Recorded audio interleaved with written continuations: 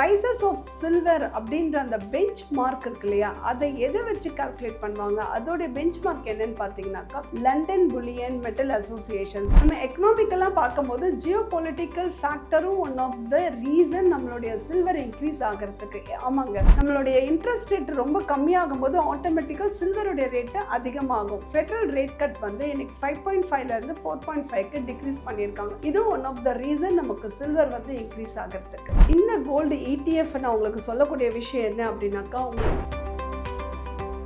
இந்த சில்வர் வந்து நமக்கு வந்து ஒரு ப்ரெஷியஸ் மெட்டலாக நம்ம ஃபிசிக்கலாக இல்லாமல் இப்படியும் நம்ம ஆல்டர்னேட்டாக பண்ணலாம் அப்படின்னு சொல்லிட்டு 2021 செபி வந்து இதை கொண்டு வந்தாங்க. சில்வர் ETF வந்து நவம்பர் 2021 அவங்க இன்ட்ரடியூஸ் பண்ணாங்க. நீங்கள் சில்வரை ETF மோட்லையும் நீங்கள் வச்சுக்கலாம் அப்படின்னு சொல்லிட்டு. இந்த ப்ரைசஸ் ஆஃப் சில்வர் அப்படின்ற அந்த பெஞ்ச் மார்க் இருக்கு இல்லையா, அதை எதை வச்சு கால்குலேட் பண்ணுவாங்க? அதோடைய பெஞ்ச் மார்க் என்னன்னு பார்த்தீங்கன்னாக்கா லண்டன் புல்லியன் மெட்டல் அசோசியேஷன்ஸ். அவங்க தான் அதோடைய ப்ரைஸஸை எவாலுவேட் பண்ணுவாங்க, அதோடைய ரிட்டர்ன்ஸை வந்து ட்ராக் பண்ணுவாங்க. ஸோ இது மியூச்சுவல் ஃபண்ட்ஸாக இருக்கட்டும் இல்லை ETF-ஆக இருக்கட்டும், எல்லாத்துக்குமே வந்து LBMA அப்படின்னு சொல்லக்கூடிய அந்த லண்டன் புல்லியன் மெட்டல் அசோசியேஷன் மூலயமா தான் இந்த சில்வருடைய ப்ரைஸஸை வந்து ட்ராக் பண்ண முடியும். இந்த main advantage of the silver ETF என்னன்னு பார்த்தீங்கன்னா லிக்விடிட்டி. ஆமாங்க, ஸோ அந்த லிக்விடிட்டி நம்ம அட் எனி டைம் வந்து நீங்கள் அதை வந்து லிக்விடேட் பண்ணிக்க முடியும், ரிடெம்ஷன் பண்ணிக்க முடியும்.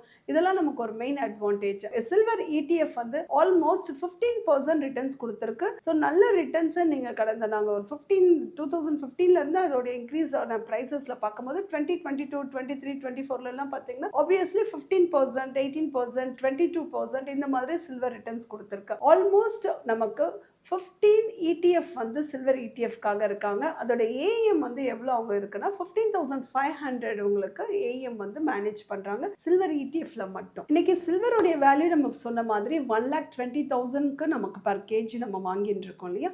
ஸோ இன்னைக்கு ஆல் அசட் கிளாஸஸோட நம்ம கம்பேர் பண்ணுறோம் அப்படின்னா silver is giving a very good reasonable returns இந்த பாஸ்ட் கப்புள் ஆஃப் இயர்ஸில் கொடுத்துட்ருக்கு. இதுக்கு காரணம் என்னன்னு பார்த்தோம்னா இந்த ப்ரைஸ் மூவ்மெண்ட் வந்து டிமாண்ட் அண்ட் சப்ளைக்கான ப்ரைஸ் மூவ்மெண்ட்ஸ்ல தாங்க இருக்கு. இந்த சில்வரை பத்தியான டேட்டாஸ் வேணும்னா இந்த சில்வர் இன்ஸ்டிடியூட் இந்த வேர்ல்டு சில்வர் சர்வே இன் 2025 என்ற புக்ஸ்ல நீங்க டேட்டாஸ்ல இந்த டேட்டாஸ் எடுத்து படிக்க முடியும். ஸோ அதோடைய டீடைல்ஸ் நீங்க ஸ்டடி பண்ணலாம். இன்னைக்கு சில்வருடைய சப்ளையோடைய பாத்தீங்கன்னாக்கா வேல்யூ 1331 மில்லியன் அவுன்சஸும் டிமாண்ட் பாத்தீங்கன்னா 1148 மில்லியன் அவுன்சஸும் ஆல்மோஸ்ட் நமக்கு 118 மில்லியன் அவுன்சஸ் வந்து டெபிசிட்டா இருக்கு. டிமாண்டுக்கும் சப்ளைக்குமான வேரியேஷன்ஸ் டிஃபரன்ஷியேட் இருக்கனால நமக்கு எப்பயுமே வந்து ஒரு டிமாண்ட் இருந்துகிட்டே இருக்கும். ஸோ சப்ளையும் நம்மளுடைய சில்வருடைய போர்ட்ஃபோலியோல இருந்துட்டே இருக்கும். சில்வர் பிரைசஸ் வந்து டினாமினேட்டட் இன் US டாலர்ஸ் இந்த இன்டர்நேஷனல் மார்க்கெட்ஸ். இன்டர்நேஷனல் மார்க்கெட்ஸ்ல வந்து US டாலர்ல தான் உங்களுக்கு சில்வருடைய பிரைசஸை டினாமினேஷன் பண்றதுனால ஆட்டோமேட்டிக்கா சில்வர் US டாலர் இன்க்ரீஸ் ஆகும்போது சில்வருடைய வேல்யூ ஆட்டோமேட்டிக்கா இன்க்ரீஸ் ஆகிட்டே தான் இருக்கு. நம்ம எக்கனாமிக்கலாக பார்க்கும்போது ஜியோ பொலிட்டிக்கல் ஃபேக்டரும் ஒன் ஆஃப் த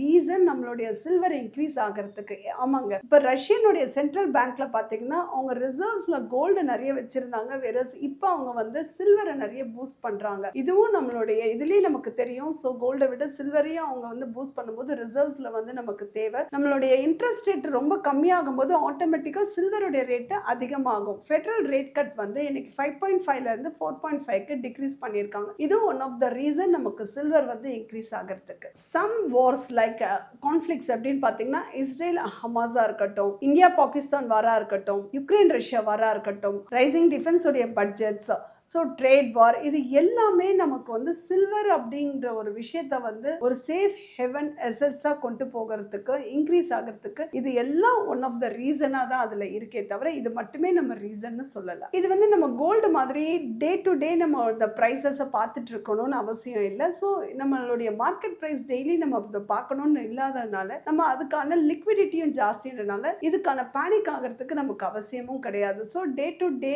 டெய்லி மார்க்கெட்ஸில் நீங்கள் பார்க்க தேவை. இந்த கோல்டு ETF நான் உங்களுக்கு சொல்லக்கூடிய விஷயம் என்ன அப்படின்னாக்கா, உங்களுக்கு ஸ்டோரேஜ் காஸ்ட் வேண்டாம், ஒரு திருட்டு பயம் வேண்டாம், உங்களுக்கு வந்து லிக்விடிட்டி இருக்கும், காஸ்ட் ஆஃப் பியூரிட்டியை பற்றி நீங்கள் வரி பண்ண வேண்டாம், ஒரு மினிமம் சார்ஜஸ்ல நீங்கள் இன்வெஸ்ட்மெண்ட் பண்ணலாம். இது எல்லாமே உங்களுக்கு ஒரு பாசிட்டிவ் ட்ரெண்டை இதில் கொடுக்கறதுனால உங்கள் போர்ட்ஃபோலியோவில் 10 to 15% உங்களுடைய அசெட் அலோகேஷனை பேஸ்ட் ஆன் யுவர் ரிஸ்க் அப்பிடைட்டை பேஸ் பண்ணி உங்கள் அசெட் அலோகேஷன்ஸில் இந்த சில்வரை வச்சுக்கோங்க. உங்களுடைய போர்ட்ஃபோலியோவில் வெல்த் கிரியேஷன்ஸை கிரியேட் பண்ணுங்க. உங்கள் லைஃப் லைஃப்பை ஹாப்பியாக என்ஜாய் பண்ணுங்கள். இது ரிலேட்டடாக ஃபர்தர் டீட்டெயில்ஸ்க்கு டிஸ்கிரிப்ஷனில் இருக்க நம்பருக்கு நீங்கள் கால் பண்ணுங்கள், இல்லை மெசேஜ் பண்ணுங்கள். எங்கள் டீம் உங்கள் கூட ஃபர்தராக கனெக்ட் பண்ணிவிட்டு இது ரிலேட்டடாக உங்களுக்கு சப்போர்ட்டும் கைடும் பண்ணுவாங்க.